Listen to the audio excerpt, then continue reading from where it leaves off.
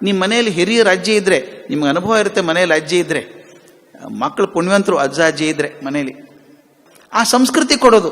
ಅಜ್ಜಿ ಕತೆ ಹೇಳ್ತಾಳೆ. ಈಗ ಸ್ವಲ್ಪ ಬದಲಿ ಆಗಿದೆ ಬೆಂಗಳೂರಲ್ಲಿ, ಉಳ್ಕಿ ಕಡೆ ಹೆಂಗಿದೆಯೋ ಗೊತ್ತಿಲ್ಲ. ನಮ್ಮ ಅಜ್ಜಿಂದ್ರೆಲ್ಲ ಕತೆ ಮರ್ತಿದ್ದಾರೆ ಈಗ. ಎಲ್ಲ ಸೀರಿಯಲ್ ನೋಡಿ ನೋಡಿ ನೋಡಿ ಆ ಸೀರಿಯಲ್ ಕಥೆನೇ ಬರ್ತಾವೆ ಬಾಯಿಗೆ. ಮೊಮ್ಮಕ್ಕಳಿಗೆ ಅಜ್ಜ ಅಜ್ಜಿ ಹೇಳುವಷ್ಟು ಸುಲಭವಾಗಿ ಯಾರು ಹೇಳೋಕ್ಕೆ ಸಾಧ್ಯ ಇಲ್ಲ, ಗೊತ್ತಾ? ತುಂಬ ಸಲಿಗೆ, ಇಬ್ಬರಿಗೂ ಫ್ರೀ ಇರ್ತಾರೆ ಅವರು, ಇಬ್ರಿಗೂ ಅಂಡರ್ಸ್ಟ್ಯಾಂಡಿಂಗ್ ಇರ್ತದೆ. Because we are lost in the art of survival. ನೌಕರಿ ಓಡಾಟ ಇದರಲ್ಲಿ ಇರ್ತೀವಿ ನಾವು. ಸಾಕಷ್ಟು ಅರ್ಥ ಆಗೋದು ಅದು ಅಜ್ಜಿಗೆ ಮತ್ತು ಮೊಮ್ಮಕ್ಕಳಿಗೆ ಅರ್ಥ ಆಗೋದು. ಅದಕ್ಕೆ ಅಜ್ಜಿ ನೂತದ್ದೆಲ್ಲ ಮೊಮ್ಮಗನ ಉಡದಾರಕ್ಕೆ ಅಂತ ಹೇಳಿದ್ದು. ಅಂದರೆ ಅಜ್ಜಿ ಮಾಡೋದೆಲ್ಲ ಮೊಮ್ಮಕ್ಕಳಿಗೋಸ್ಕರ ಅಂತ. ಒಂದು ಹೆಣ್ಣು ಮಗುಗೆ ಸಂಸ್ಕೃತಿ ಕೊಟ್ಟರೆ ಒಂದು ಮನೆತನ ಉದ್ಧಾರ ಆಗತ್ತೆ. ಆ ದೃಷ್ಟಿಯಿಂದ ತಂದೆ ತಾಯಿ ಆದವರು ಬರೀ ಅದು ಮಗು ಅಲ್ಲ, ಮುಂದಿನ ಸಂಸ್ಕೃತಿಯ ಬೆಳಕದು. ಆ ಪ್ರೀತಿಯಿಂದ, ವಿಶ್ವಾಸದಿಂದ, ಅಂತಃಕರಣದಿಂದ ಆ ಮಗುಗೆ ಆ ಸಂಸ್ಕೃತಿ ಜ್ಞಾನ ಕೊಟ್ಟು ಬೆಳೆಸ್ರಪ್ಪ, ಅದ್ರ ಮುಂದೆ ಅದು ಗೃಹಿಣಿ ಆಗ್ತದೆ ಅಂತ ಹೇಳಬೇಕು. ಆದ್ದರಿಂದ ಮಗು ಇದ್ದಾಗ ತಂದೆ ತಾಯಿ ನೋಡ್ಕೋಬೇಕು. ಮದುವೆ ಆದ್ಮೇಲೆ ಗಂಡ ನೋಡ್ಕೋಬೇಕು. ಗಂಡ ನೋಡ್ಕೊಳ್ಳೋದಂದ್ರೇನು? ಆಕೆಯಲ್ಲಿರುವಂಥ ಸಂಸ್ಕೃತಿಯನ್ನು ತಾನು ಬೆಳೆಸೋಕೆ ಸಹಾಯ ಮಾಡಬೇಕು ಅವನು. ಈಗ ಒಂದು ಸಂಸ್ಕೃತಿ ಬೆಳಿಬೇಕಾದ್ರೆ ಒಬ್ಬರಿಂದ ಆಗೋಲ್ಲ, ಮನೇಲಿ ಎಲ್ಲರೂ ಕೈ ಕೂಡಿಸ್ಬೇಕಾಗ್ತದೆ. ಅಕಸ್ಮಾತ್ ಗಂಡ ಏನೂ ಸಹಕಾರ ಕೊಡದೆ ಹೋದರೆ ಆ ಹುಡುಗಿ ಉಸಿರುಗಟ್ಟು ಹೋಗ್ತದೆ. ಹಂಗಾಗಬಾರ್ದು. ಗಂಡ ನೋಡಪ್ಪ, ಯಾವುದೋ ಮನೆ ದೀಪ ನಿಮ್ಮ ಮನೆಗೆ ಬಂದಿದೆ. ನಾನು ಎಷ್ಟೋ ಸಲ ಆರ್ಟಿಕಲಲ್ಲಿ ಬರೆದಿದ್ದೆ, ಹ್ಯಾಟ್ಸ್ ಆಫ್ ಟು ಇಂಡಿಯನ್ ವುಮೆನ್ಹುಡ್ ಅಂತ. ಯಾರ್ದೋ ಮನೇಲಿ ಹುಟ್ಟಿದ ಹುಡುಗಿ, ಯಾರೋ ತಂದೆ, ಯಾರೋ ತಾಯಿ, ಯಾರೋ ತಮ್ಮ, ಅಣ್ಣ, ಈ ಒಬ್ಬ ಮನುಷ್ಯನ ನಂಬ್ಕೊಂಡು ಬಂದ್ಬಿಡುತ್ತಲ್ಲ ಮನೆ ಬಿಟ್ಟದು ಅಲ್ಲ.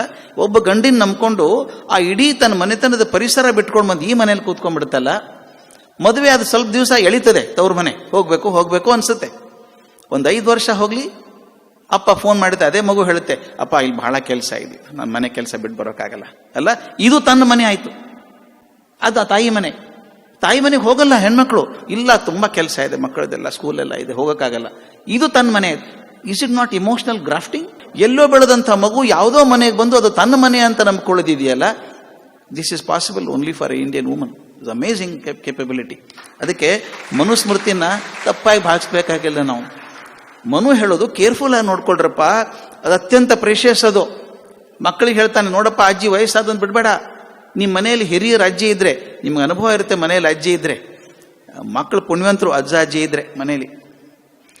ಯಾಕಂದ್ರೆ ನಂದು ಸೇರಿಸ್ಕೊಂಡು ಹೇಳ್ತೀನಿ. ನನ್ನ ಹೆಂಡತಿ ನಮ್ಮ ಮನೆಯಲ್ಲಿ ಮೊಮ್ಮಕ್ಕಳಿದ್ದಾರೆ.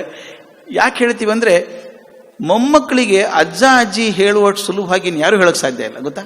ತುಂಬ ಸಲಿಗೆ, ಇಬ್ಬರಿಗೂ ಫ್ರೀ ಇರ್ತಾರೆ ಅವರು, ಇಬ್ರಿಗೂ ಅಂಡರ್ಸ್ಟ್ಯಾಂಡಿಂಗ್ ಇರ್ತದೆ. Because we are lost in the art of survival. ನೌಕರಿ ಓಡಾಟ ಇದರಲ್ಲಿ ಇರ್ತೀವಿ ನಾವು. ಸಾಕಷ್ಟು ಅರ್ಥ ಆಗೋದು ಅದು ಅಜ್ಜಿಗೆ ಮತ್ತು ಮೊಮ್ಮಕ್ಕಳಿಗೆ ಅರ್ಥ ಆಗೋದು. ಅದಕ್ಕೆ ಅಜ್ಜಿ ನೂತದ್ದೆಲ್ಲ ಮೊಮ್ಮಗನ ಉಡದಾರಕ್ಕೆ ಅಂತ ಹೇಳಿದ್ದು. ಅಂದರೆ ಅಜ್ಜಿ ಮಾಡೋದೆಲ್ಲ ಮೊಮ್ಮಕ್ಕಳಿಗೋಸ್ಕರ ಅಂತ.